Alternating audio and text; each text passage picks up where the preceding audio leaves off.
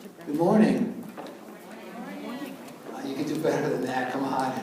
Good morning. That's a little better, but we won't strain. You know what? I know people are surprised to hear this, but I get nervous in front of crowds, and over the years it has never changed, and it might not seem evident. I am more nervous in front of a group like you, and you know why? Ask me why. You're getting better. You are. You're more awake now. Because I'm so impressed. I'm actually in awe of what you do every day. Most of you here are you're doing probably 5 things at once. You're probably grant writing. You're probably doing marketing and communication. You're probably also taking care of every problem that comes in front of you because you happen to be there. But for the most part, what you do every day is you work really hard to improve the lives of people within your sphere of influence. And to me, it's just so gratifying to be able to work with people like you who are doing this day in and day out. So I thank you.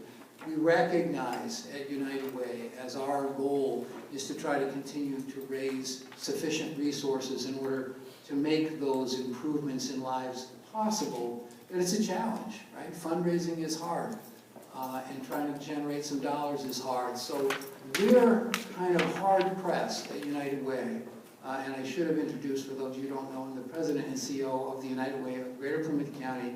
Very, very proud to be in the position that I'm in. We are a couple years away from celebrating our 100th anniversary, and that's exciting too. But what we're here to do is to talk about the best use possible of dollars, in that, you know, we want to make sure that the dollars that we raise are put to the absolute best use. So that's why we're having this informational process. Some of you have been through it a number of times, and some of you may be brand new to it. So pardon us for kind of repeating some of the things that might seem obvious to some of you. It's really for the benefit of people who may not know and may not be aware of it. So start out, again, by doing a couple important things. You may know this, nonprofits are often governed by voluntary boards of directors, and we are as well. And we rely on our board of directors, and we actually have at least 2 that I'm aware of here, and if they would raise their hand, they're doing double duty. We have Marie Kelly from Stonehill College, and we have Carol Martin from Harbor One. 2 of our stellar board members who have a number, like you, have a number of hats that they wear for our United Way, in addition to what they do day to day. But again, our United Way is volunteer governed, and the process here for our United Way is also governed by volunteers that we recruit on an annual basis. We're actually looking every year for at least 50 to 60 volunteers who will review your proposals, who will then rank them along with 3 or 4 other people, and they will do site visits in order to determine, you know, if your proposal is viable and how is it consistent with what you're saying you're going to do. And they're all volunteers as well, and you'll hear that throughout this discussion of this process. But we are appreciative, and I know Carol and others have been there. I don't know if there's anybody else who's been on our allocations. I don't see anybody, but anyway, there are a lot of those good people who are involved. So it's volunteer driven as well. I want you to be aware of that. We thank you for that. And so again, thank you for being here as people who do services every day. You know what? Devices, we can't live without them now. I'm going to read you this quote and see if you can guess who this might be. We need to get angry and understand what is at stake. And then we need to transform that anger into action and to stand together, united, and just never give up. You know who that is? You'd think it would be Brian Gallagher, the president and CEO of the United Way Worldwide, right? That clever use of the word united in there. That's one of the reasons. This is actually from this year's Times Person of the Year, who is Greta Thunberg, right? Isn't it amazing? And I don't, care what your politics around climate change are. it's impressive that a young person gets up and stands up for what she believes is right. And I can't help but be appreciative of the spirit of Greta. And I think this is a good thing. As much as, you know, we in the human services, we like to be nice people, don't we? We don't like to get angry. But the reality is there are a lot of people out there, because of injustice, because of economic disparities, who are suffering. And it's shameful that our world allows it to happen where so many of us are living lives of plenty, right? So there's a challenge that we have, and a response to get angry about an injustice is not unreasonable, as long as that anger gets channeled to something constructive. And I think channeling our anger together into actions that make a difference, standing united, working together, is really what our United Way is all about. So I hope you appreciate that's the spirit that we're providing this informational session today. Again, some of you may know this. There's magic to this, right? It's not working. Switch is still on, right? That may be. Didn't it click the first one? It did. It might be the first one. I broke it. Well, in the meantime, I'll do it from All right. I have spare batteries. All right, okay, sorry about that. This next slide, which you will see momentarily, is the service area for the United Way. We are the United Way of Greater Plymouth County, which means that we cover most of Plymouth County. But there are some interesting, you know, Wareham is part of Plymouth County, but it belongs to the United Way of New Bedford in terms of their service area. Hull, Hingham, Situate, Cohasset. On the north quarter of what we do is the United Way of Massachusetts Bay. And then in addition to Plymouth County, we have a couple towns that are outside that, which happen to be Easton, Stoughton, and Avon. So just so you know, it's Brockton, Plymouth, and most of the towns in between, including the town that I've lived in for 36 years, Halifax. So this is the service area of the United Way. We appreciate you thanking our neighbors in need here. And you know, the numbers, which is really neat, that we added these numbers, are the number of people that other recipients of United Way funds have told us have been served through United Way dollars, totaling over 33,000. And my friend Connie Hunt, who is our Director of Resource Development, reminds us that there are 37,000 seats at Fenway Park.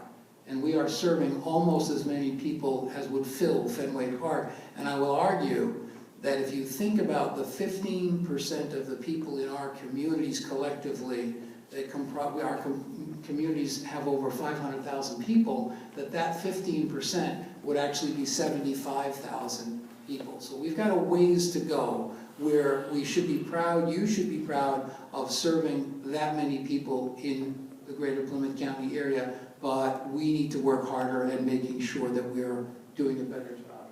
Should be all set. It is. Oh, excellent. I should also introduce at this time Kim Allen, who is our Director of Community Relations and Marketing. And most people know she's really so wonderful that she shines, you know, and making the rest of us look really good. When some days we're not. You know Changing batteries. Saying? You all have those people. You know who you are. All right.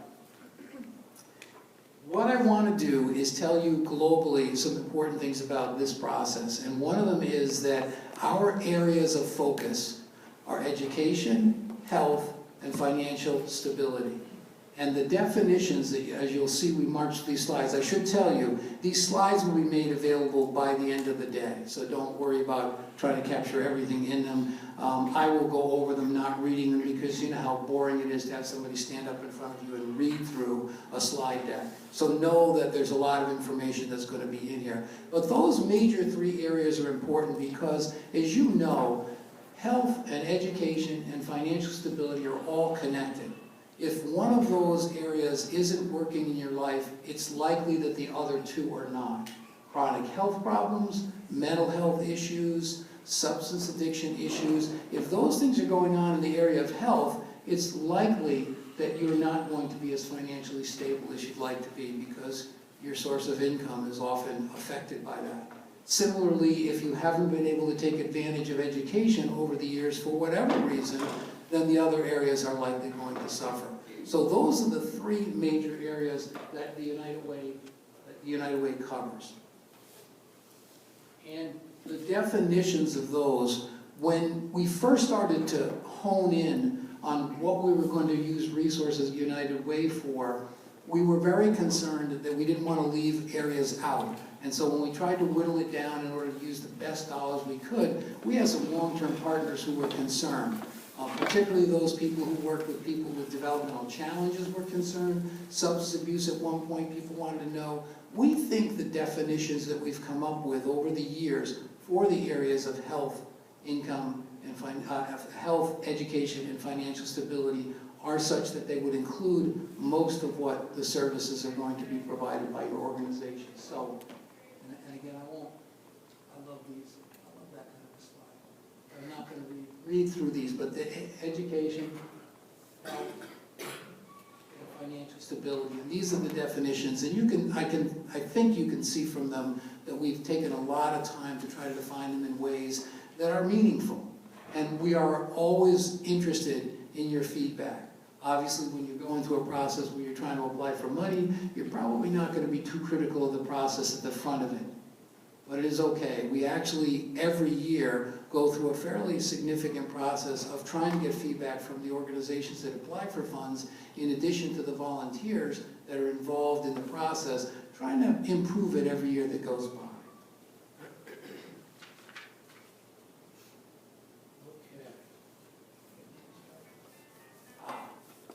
This is where I get to leave the stage, or such as it is, or the floor, and turn it over to our friend Carol Martin, who not only serves on our board of directors, she is the co-chair of our Community Impact Committee, which oversees this process, and she wants to talk to you about some important additions and changes that we're making this year.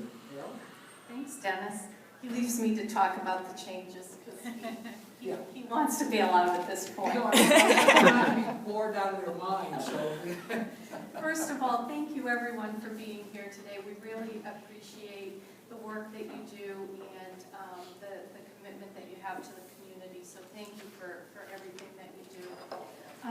As Dennis just mentioned, each year we take a look at our volunteers' input as well as our agency input on how the process went, what went well, what could we improve upon.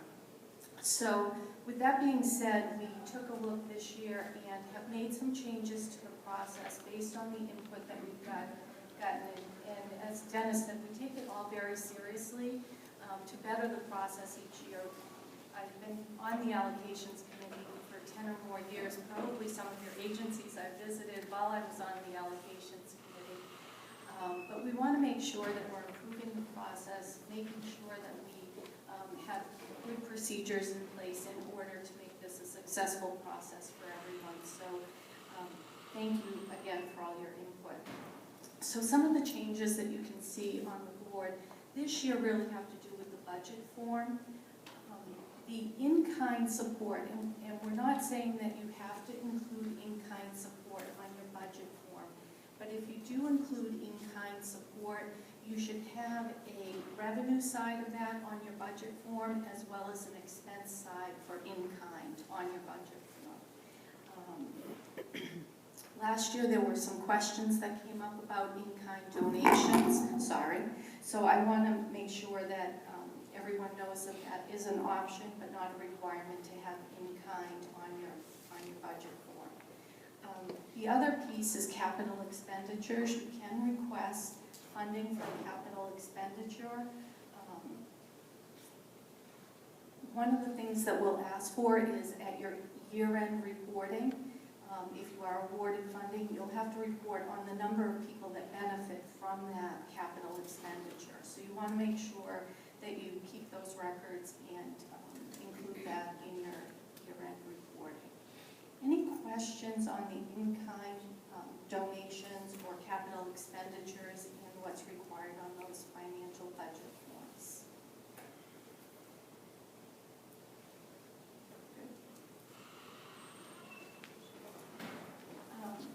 last year we implemented some additional changes, and I'll say we piloted them, and it worked out really well, so we're going to continue with these moving forward as part of our policies for the RFP process.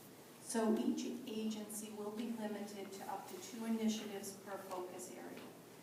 Health, education, and financial stability, as Dennis just mentioned. So each agency can have a maximum of 6 initiatives that they can put in a request for funding.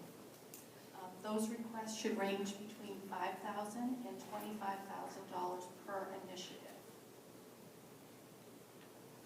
And then our funding, in order to maximize the impact, we will award a total of 50 initiatives. So not everything will get funded potentially, depending on the number of initiatives that are submitted during this RFP process. Questions on that? Maybe you can end up talking. Oh. Dennis. So thank you again. We really appreciate everything that you do. Thank you.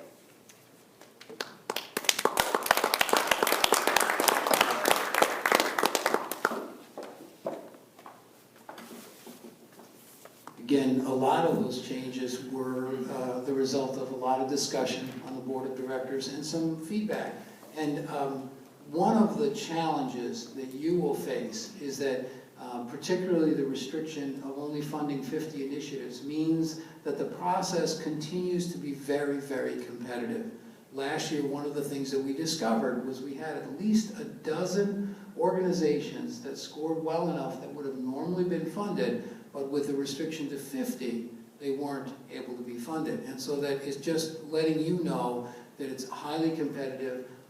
It means that there may be worthy projects that we agree are needed and important, but didn't rise to the level of the other ones that were funded. So just be aware of that. It's more, I guess, an encouragement to you to do as well as you can in the process. Okay, thank you for that. The process of developing initiatives that are important and impactful starts with community need. And you know that there have been times in the United Way's past where we've actually done a needs assessment. The last one we actually did was done in cooperation with Bridgewater State College. And it was done with the other United Ways in the area. They each got a report separately, and then there was a large one that covered the region, and it was terrific. But as you know, if you've ever done a community needs assessment, it's time-consuming and it's expensive, and it's not always something that we can do. So last year and this year, we're going to continue the practice. We actually collected the existing community needs assessments that are done. Our area hospitals are required to do them regularly, as well as a number of our other larger organizations in the county. And so what we've done is collect them and made them available for you to be able to justify why you're focusing on certain needs. So needs assessments. Yes, okay, this is it. So if you'll note,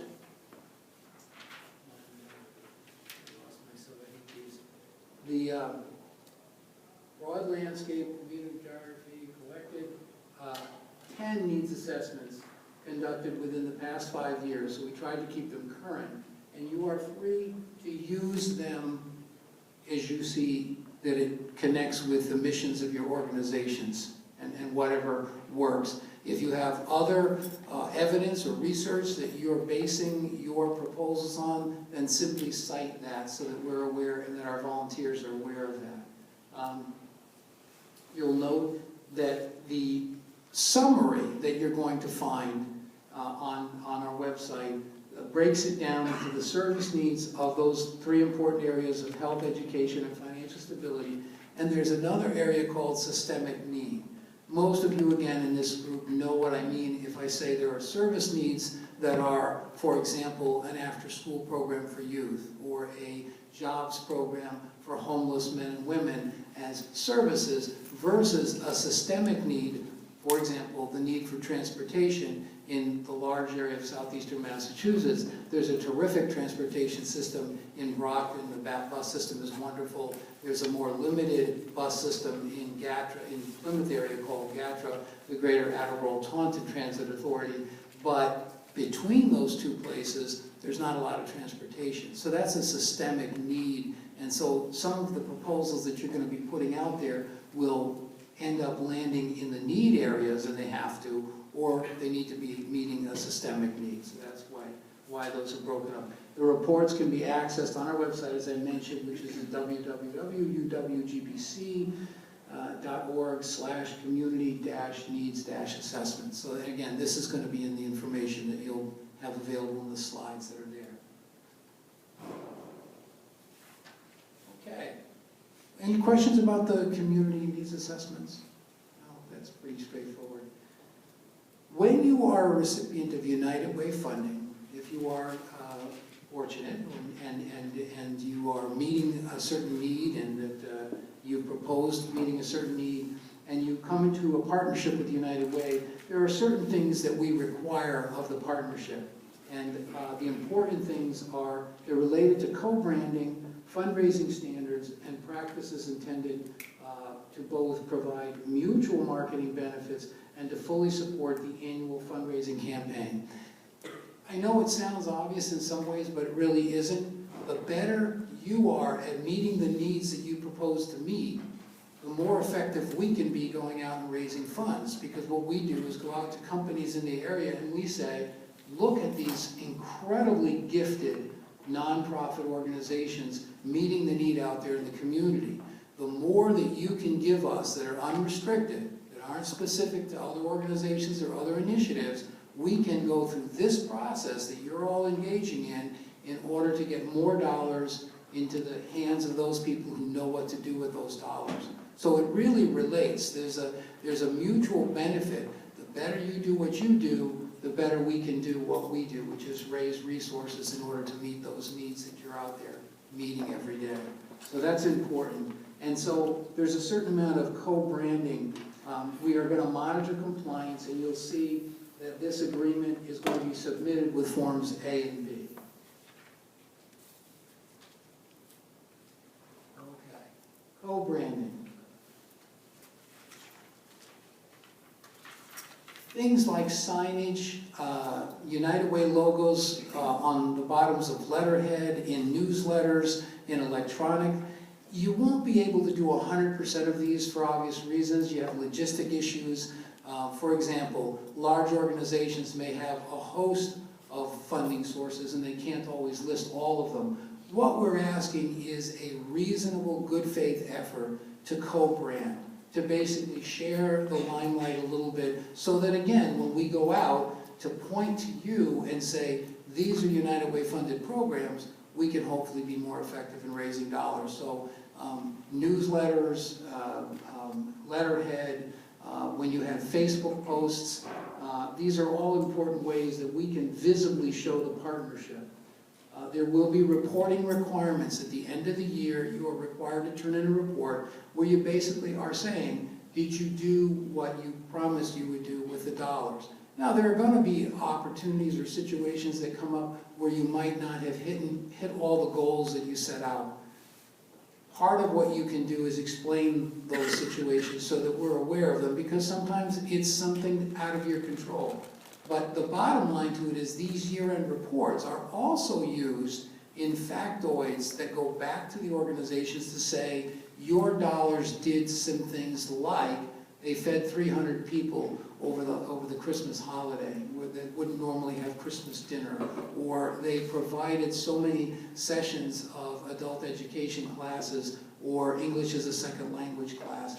Those things, again, are concrete, and we can go out and use them in order to raise money. So year-end reports are going to be important. It's usually due within a month of finishing the fiscal year. So as the fiscal year starts with July 1 and ends on June 30th, we're typically looking for the annual report in early August. So you'd be aware of that. And we like to refer to it as a report of success rather than like some kind of compliance report, because we want you to be successful, and as you are successful, we can then be successful, and I'll keep repeating that. There's also partnership events like our agency executive meetings where we meet almost on a monthly basis. We gather together because we recognize that in addition to financial resources, our partnership gets us really human capital in expertise. And when we get the leadership from your organization showing up on a monthly basis, sharing ideas, there's an awful lot of good that gets done in those meetings. And we find some cooperative agreements that show up just out of nowhere because there's goodwill and people are there. So we have an agency executive group that you're required to meet. Kickoff meetings, Day of Caring. We try to couple our annual United Way kickoff with a Day of Caring, which is a volunteer opportunity that organizations, companies in this area can go out and with you go to your organizations and do community service projects that you need done. It's another opportunity for them to connect with how their dollars are being used and how their dollars are working. Employee campaigns, fundraising. We require, if you're going to receive United Way funds, that you yourself run a United Way campaign. In fact, I'm going to put a plug in here now. I know this is not a great thought, but even if you're not funded, you can run a United Way campaign. Nothing stops you from doing that. And we would love you to consider that. We do have, incidentally, organizations that have never approached us for funding, nonprofit organizations that run a United Way campaign. So it is not out of the question to do that. And it's always just, again, it's a good opportunity for us. And I'm taking advantage of an opportunity here. So I hope you're all funded. I want you to know that. I hope that we raise enough money that we don't have to make the decisions between the 50 best and the 50 not. You know, if we raise lots of money, maybe that regulation kind of goes away. So you do need to run a United Way campaign if you are funded. I'm talking, I'm not giving you the information. All right. Key points and tips. You'll be gratified to know this is the last section that I get to do. I've mentioned this before. The allocation process is volunteer driven. And there will be a couple of important points connected to that I'll need to make here. There's a team of volunteers. Please assume your panelists know nothing about your organization, know nothing about the need that you're trying to meet, and know nothing about how you're trying to meet that need. We've talked with our organizations, and they would love us to be able to send the same volunteer out year after year so that they would know what the programs are. It's just not feasible, and it also develops some biases that we're trying to stay away from. We want the volunteers and your organizations to be on an equal footing when they come out. So those volunteers are going to come out. You need to educate them as if they were any donor that you have. You know, they need to know what your organization does, what that need that you're trying to meet, and how you're going to meet that need. And if they're at all, and I'll make this point maybe here or somewhere farther, the communication that they're going to need, they're going to get your narrative to your program in addition to other materials. They're going to read through the narrative and score it based on some criteria. But then they're going to come out and do a site visit. If there's any inconsistency between what they're reading and what they see, that tends to be a problem in terms of scoring, okay? There have been organizations that have not paid attention to the fact that a volunteer came out, was very confused, went home, and basically scored the organization very low because they couldn't understand the inconsistency they saw between what they were reading and what they were seeing. What I'm saying to you is, do the best you can of watching your volunteers when they come out to those site visits to make sure they're not confused at all. Ask them, does this make sense? Is this clear? Is this consistent with what you read in our proposal? Because it's a way to make sure that you don't lose points unnecessarily. Now at the same time, I will tell you, I'm telling you this, and this is encouraging you to watch out for the inconsistency. We will equally be giving the emphasis to the volunteers to say, please, if you see any inconsistencies, don't be shy, ask questions. So we want to empower our volunteers. So if they come out and seem a little aggressive or seem that they're pressing you for answers, they've kind of been empowered to do that. Treat them respectfully when they ask those questions. Please answer their questions. We did have a couple finance people who, when the volunteers came out and asked a couple questions about the budget, and if you know, you've got finance people, and good finance people are kind of like this, they kind of push back, and they would say, one of them said, "What do you need to know that for?" Well, I have to tell you, it didn't go over really well with the volunteers who were trying to do their job. So the idea is we want to maximize good communication, positive conversation, so that everybody has a great opportunity to receive funding. That is really the goal. It is not to look for, to try to trap anybody or trick anybody with inconsistencies. It's all about just getting good communication and good conversation. So please be mindful of those. Those are kind of in the way of some of the strongest encouragement I can give you. I think you just skipped one ahead, Dennis, if you want to go over that one. I'm sorry, and this is important too. Outcomes.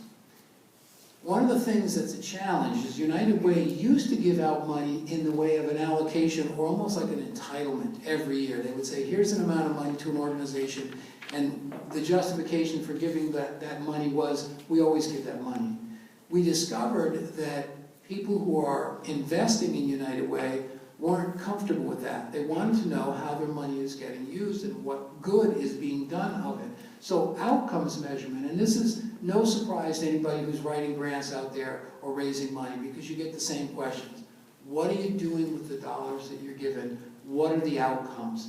And when you can develop measurable outcomes that can indicate good is being done in the community, that lives are being improved, people tend to invest more in you and tend to continue to invest. So outcomes are really, really important, and finding those measurable outcomes is important. So thank you. Sorry for missing that.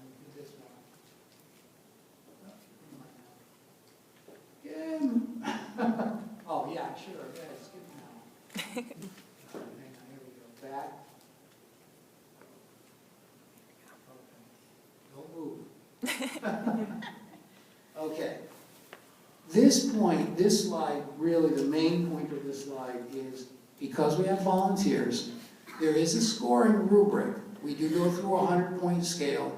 There are certain things that score, and we'll go through some of those as Kim goes through the forms.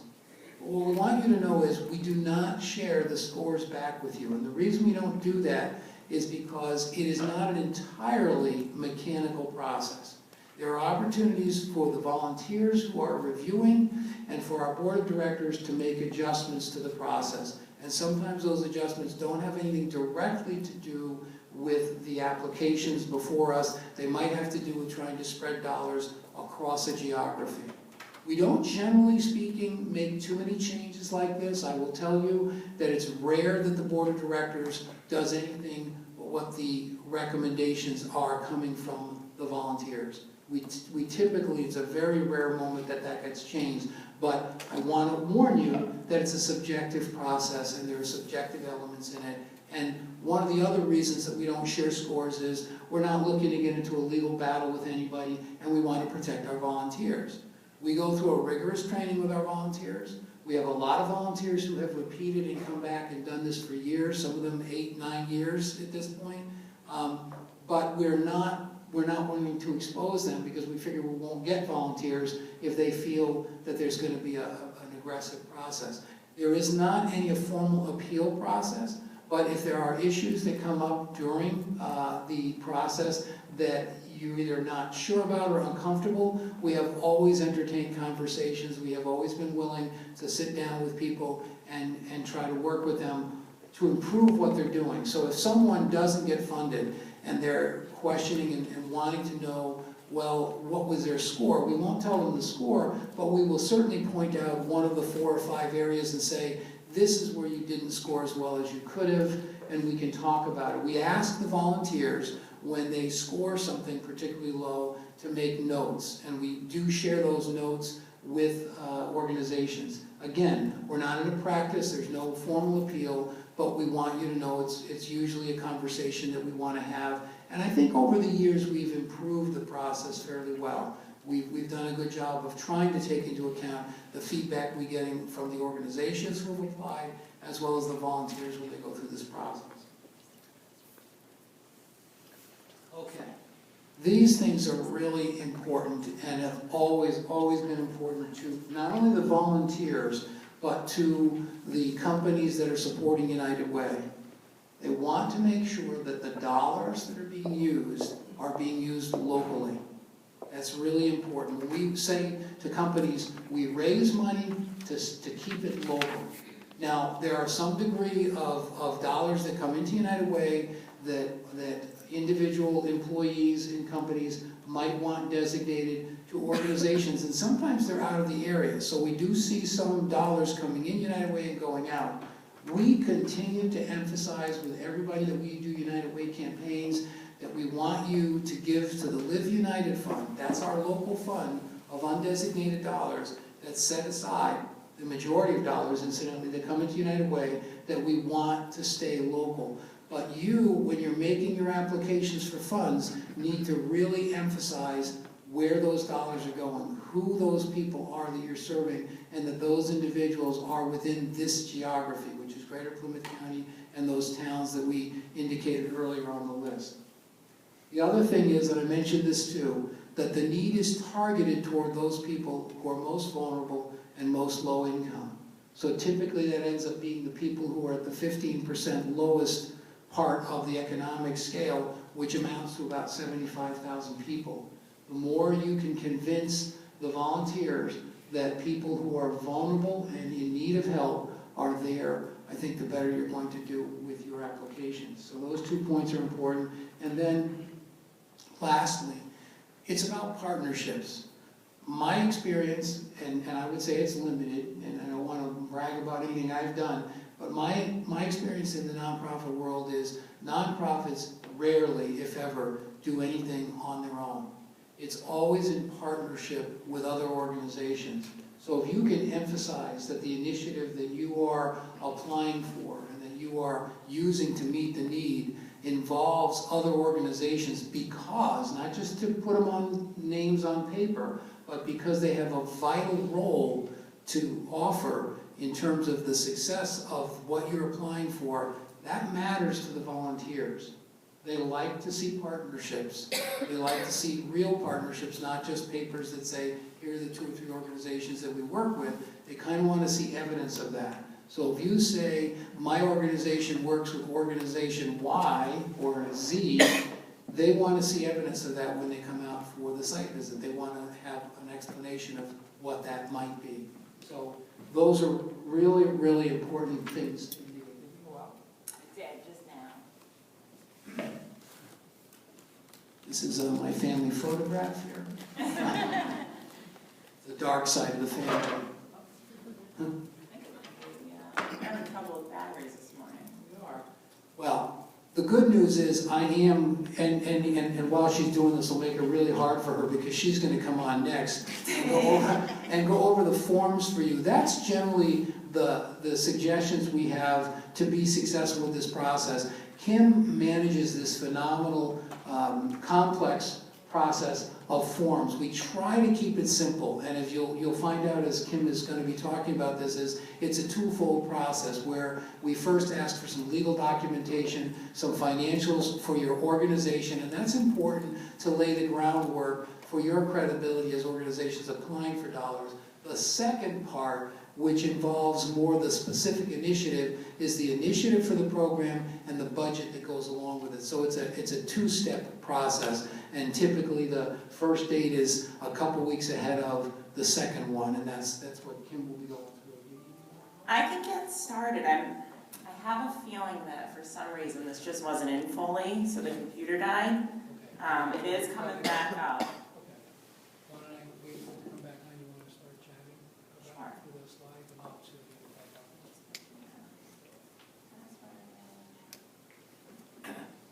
I want you to know how deeply in trouble you are when the visually challenged guy volunteers to help with technology. It's not going to be pretty. See? She fixed it. See? That's how Hopefully it stays up. Sorry for that, everyone. Oh, excellent. All right. So I'll jump in from up here, actually. Okay. Dennis. I'll be back. There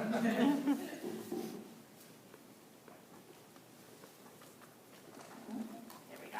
So good morning, everyone. Again, I am Kim Allen. I'm our Director of Community Relations and Marketing. And what I'm going to do, my part of the presentation is kind of to walk you through the full calendar for the process, to give you an overview of the timeline. And then I'll go through the 4 forms themselves, show you kind of the nuts and bolts of things.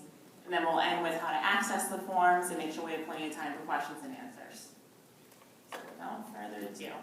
So the 2 dates you see here in red are the most important. Those are the deadlines. So it's a 2-part submission process.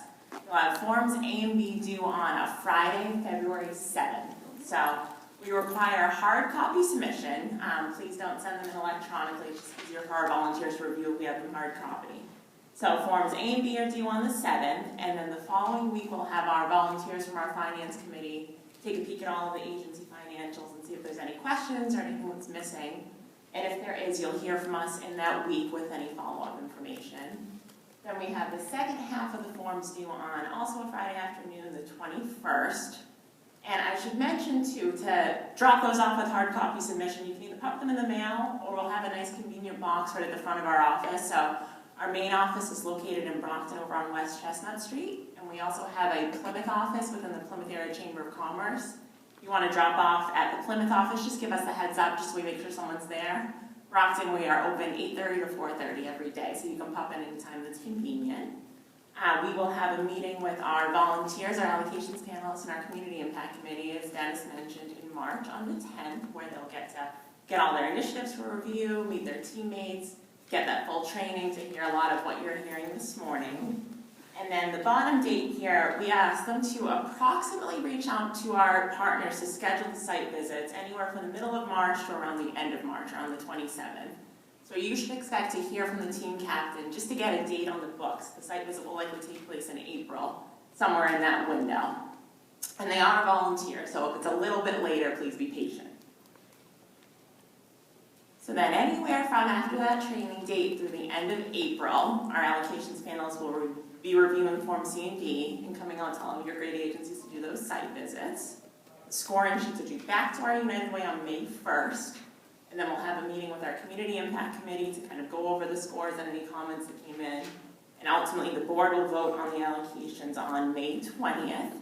Then we'll get out funding letters in June. It's usually right around the 3rd week or so of June, and the funding starts on July 1. Okay, so the forms themselves. So Form A is really the simplest, very self-explanatory. It's just the organizational profile. And on there you're going to put on, your name, your mission statement, your service area, any other relevant descriptors about your agency. This is an example of what it looks like here.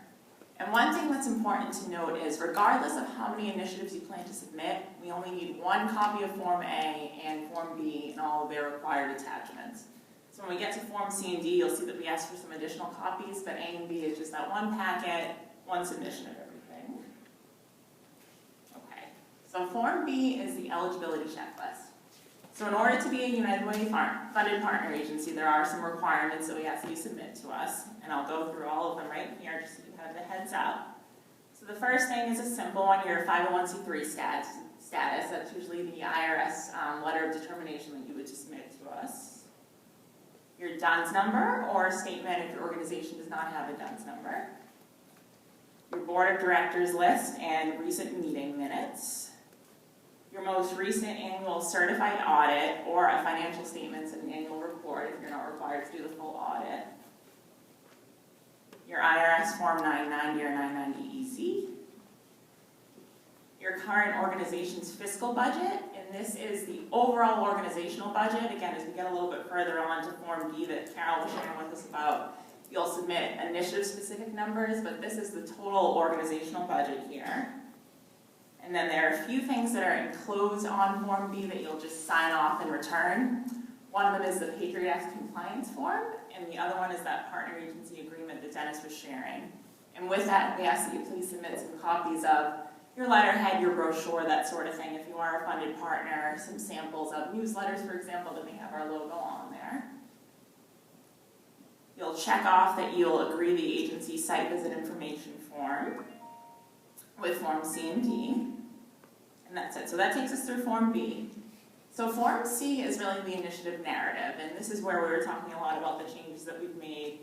Carol kind of gave us an overview already and did a nice job of talking about the changes that we made last year, but just a reminder, so you can submit up to 2 RFPs per focus area. So that would be a maximum of 6, and our focus areas are health, education, and financial stability. The first thing you'll do on the cover sheet of Form C is give us the amount that you're asking for in a range of $5,000 to $25,000.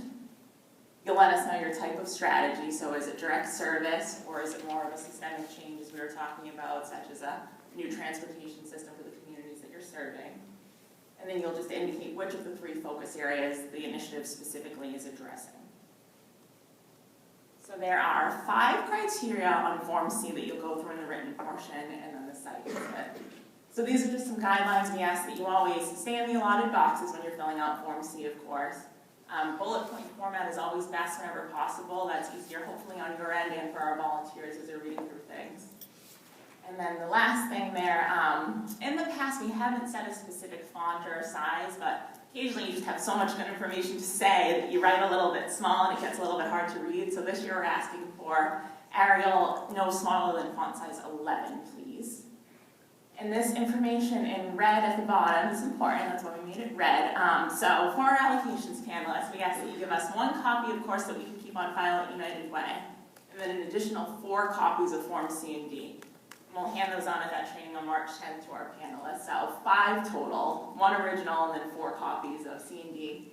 And the site visit information sheet is included on Form C, so that's just a page of it. Okay, so I will go through the 5 sections here. Partnership compliance is directly related to that partnership agreement that we talked about. So if you currently receive United Way funding, then you don't have to answer this section. We will score those 5 points based on your participation this past year. If you're a new agency or an agency that's been funded in the past, but it's been a few years since you've been in the process, we ask you to briefly outline your plan just to meet that partnership agreement. Here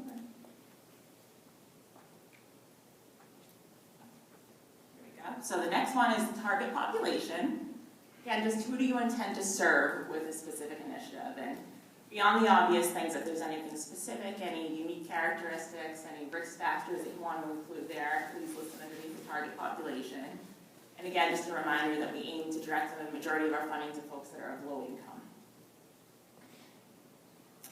Next section is experience and strategy. This is where you might put in some of that research, maybe utilize some needs assessments, evidence-based practices, that sort of thing.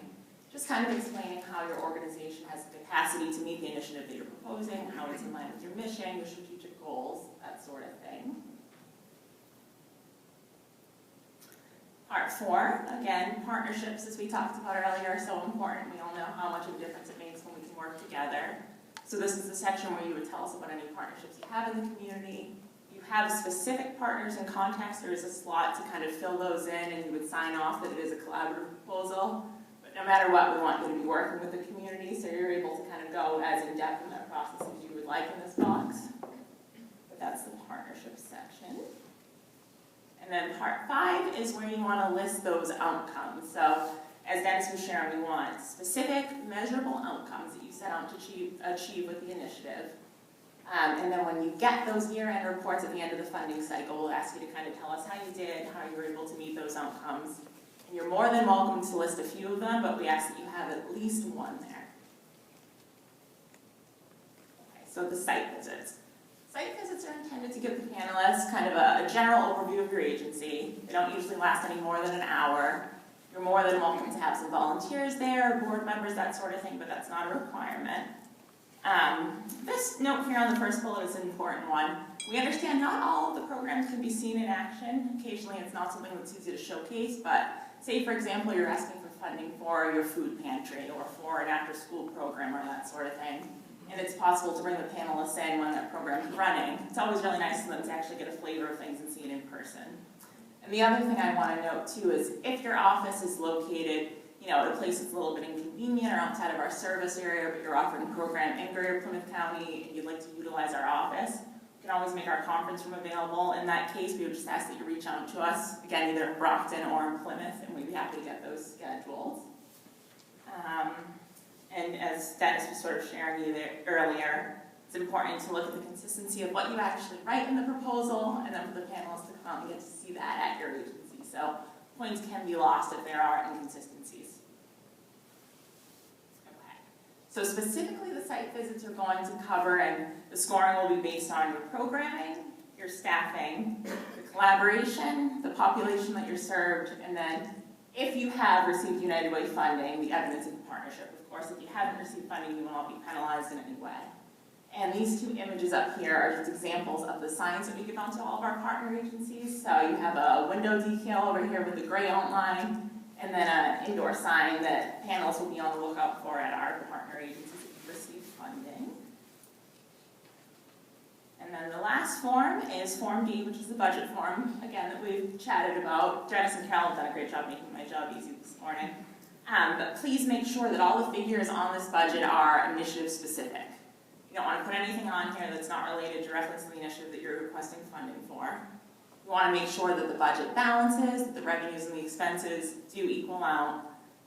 One minor change we've made this year, in addition to our capital policy and our in-kind policy, is there's a section for a bit of a narrative description once you put in the figures on the budget.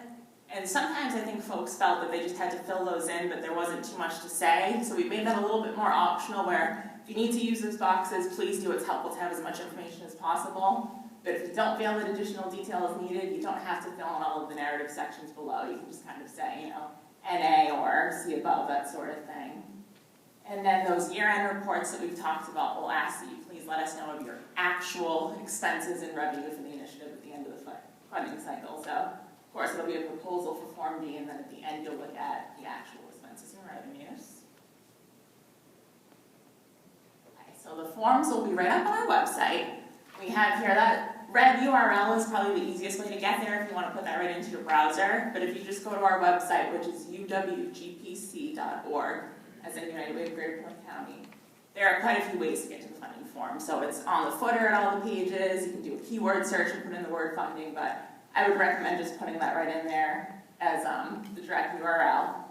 We will go back and have those up, I would say, by 1 p.m. today, if not sooner. So you'll see this slide deck. You'll see the forms. You'll see the cover sheet. You'll see a link to that needs assessment summary as well. And that'll be all up on our page. And if you have any questions or any trouble accessing them or downloading them, please give us a call or shoot us an email. I believe, yeah, so that is the end of the slide logistics. The one other thing I would say, a few people came in a bit late, if you could just make sure to sign in. There's a sign in the middle of all the tables, just so that you know that you were here this morning. Please make sure to do that. And it's always so important to end with a thank you. You all work tirelessly day in and day out, and we really appreciate it. And it's an honor to be in a room with so many terrific partner agencies this morning and agencies that are interested in applying for funding. So at this point, I will open it up to any questions that folks may have. We'll also stick around, of course, too. If it's not comfortable to shout it out and you want to catch up with us afterwards, we'll be here for a little bit. But anyone have anything they want to ask while we're together? There you go, great. I have a question. So our organization, the geographic area covers a few different United Way areas. How do you view that? Do we apply for funding from each of them? Is that seen as a positive or a negative? Should we just focus on the Plymouth? The answer is you have to apply separately to each one, unfortunately. It is not a negative. It depends on what your organization's mission and geography is. So feel free to apply to whatever United Way serves your areas. So that's never a problem. I'd like to think one day we'll get a little bit better at the idea of organizations that cover several United Ways. We, in the southeastern Mass, and you already probably know this, have 5 United Ways, including ours. So We seem to cross 3 of them. Yeah, yeah. So you can apply to every one of them, but you have to apply to them individually at this point.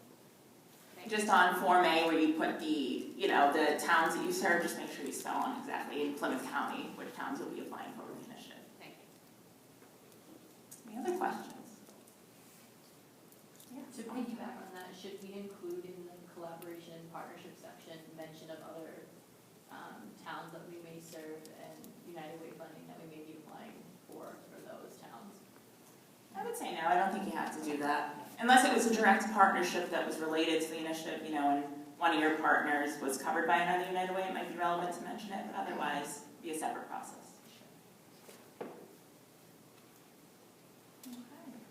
Yes. Hi. What would you describe your most pertinent areas of focus for 2020? So again, there's the 3 areas for funding that you would apply under, and those are the health, education, and financial stability. Yeah. And those are our areas of focus. If you look at the needs assessment, you'll see the top needs that came up, and I don't think anyone will be a surprise on there, but transportation, behavioral health, both mental health and the opioid epidemic, that sort of thing is up there too, and it's always helpful to take a look at those needs, and if your initiative is relevant to that, certainly reference that. But our 3 focus areas are just the health, education, and financial stability. Right. Do you have sort of like micro areas within those, like vaping, for example? Is that something that you're really interested in, or like what within the mental health? At that point, it's really up to you to determine, not the United Way. The people on the ground know what they're seeing, so with vaping, I don't think there's any surprise that vaping is a huge issue for a lot underneath the area of health. And if you look at the definition, it clearly falls into the substance use and abuse area, right? But there isn't a year-to-year United Way telegraphing what's more important than others, other than the prioritization list that you'll see, the summary from the needs assessment. We basically went through those needs assessment and saw how many times some of those areas were referenced, and that's how we came up with that list. But really, it's up to you to justify what you think are the important needs, and not us to tell you that. Do you break down that allocation of those 50 grants within those 3 initiatives in any certain way? No, it's funny. It often works out that it's split 3 ways, pretty much evenly, but we do not, for example, say, okay, it has to be 20 of them are going to health and 20 are going. We do not.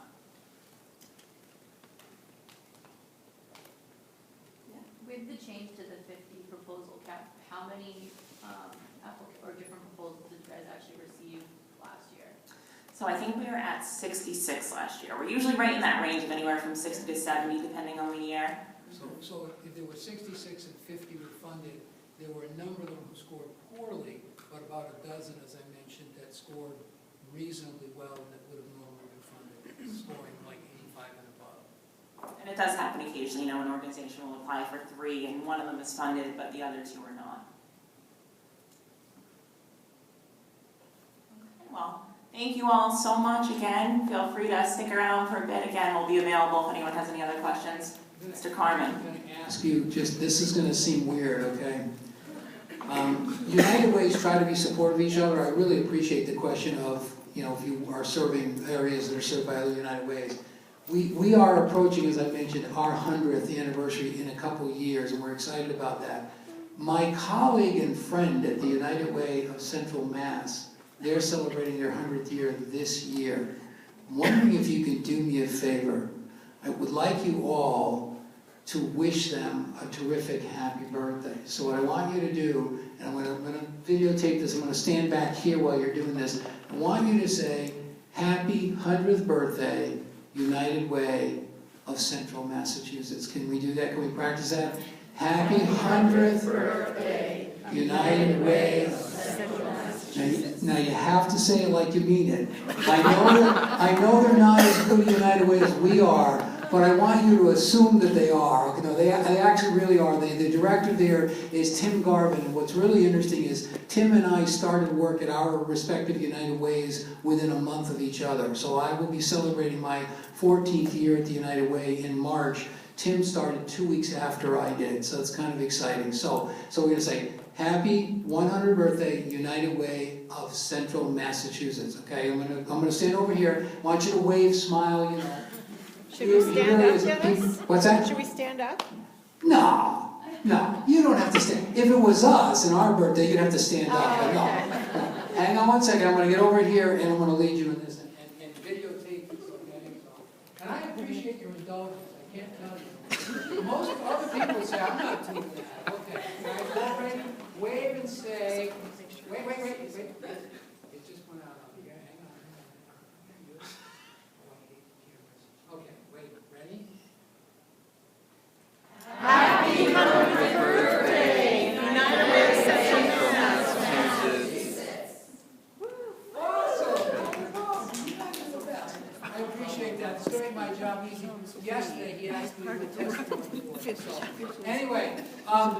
Any last minute questions? It's not like now or never. To be honest with you, we try, and I will say this, to repeat this, it does bear repeating. Volunteers make the decisions. The staff coordinate the process. We're involved in it. If I was actually involved in the process, I would be advocating for 16 font comic book print, okay? Just because that's easier for the visual challenge. But we don't get involved in scoring. We don't get, the only part of it we do get involved in is we do list your participation in partnership with United Way. Kim and I are the best people to know that because we attend agency executive meetings. But the decision-making around and the scoring for your proposals is entirely done by volunteers. And I want you to know that. Which again reminds me to thank them, our board of directors, our allocation panelists, and all the good people who donate and who contribute to United Way really are vital. And you are vital. I will end with the way we started. What you do every day is life-saving, life-changing. Keep doing it. Whether we fund you or not, it's important for you to keep doing what you're doing. And we are really proud to be partners with the organizations in this room. So thank you for all of that. Have a great day.